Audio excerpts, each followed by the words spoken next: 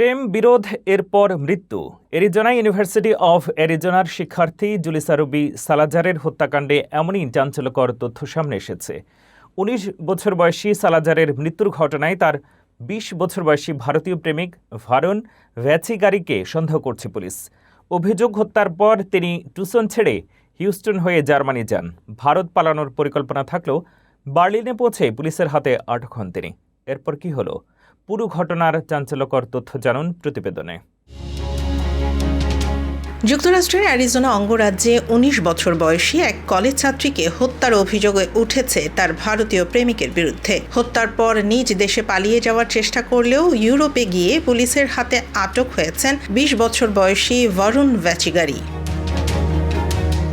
টুসনের university of অ্যারিজোনার কাছে নিজের অ্যাপার্টমেন্টে ৬ আগস্ট মৃত অবস্থায় পাওয়া যায় কলেজ ছাত্রী জুলিসা রুবি সালাজারকে। পুলিশের প্রাথমিক তথ্য অনুযায়ী তার শরীরে আঘাতের চিহ্ন ছিল এবং শ্বাসরোধ করে হত্যার সন্দেহ করা হচ্ছে।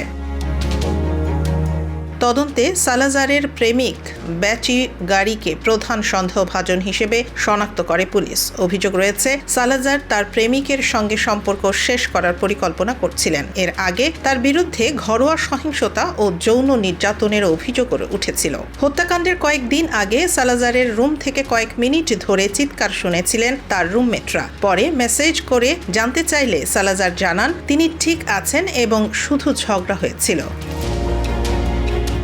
এদিকে হত্যার পর সালাজারের ফোন ও ক্রেডিট কার্ড নিয়ে পালিয়ে যান ভ্যাচিগারি। পরে টুসন আন্তর্জাতিক বিমানবন্দর থেকে হিউস্টন হয়ে জার্মানির বার্লিনে যাওয়ার ফ্লাইটে ওঠেন তিনি। ধারণা করা হচ্ছে সেখান থেকে ভারতে পালিয়ে যাওয়ার পরিকল্পনা ছিল তার। অ্যারিজোনার কর্মকর্তারা ফেডারেল এজেন্টদের সহায়তায় জার্মানিতে তাকে আটক করেন। প্রথম ডিগ্রি হত্যার অভিযোগে তাকে অ্যারিজোনায় ফিরিয়ে এনে পিমা কাউন্টি অ্যাডাল্ট ডিটেনশন সেন্টারে নেওয়া হবে।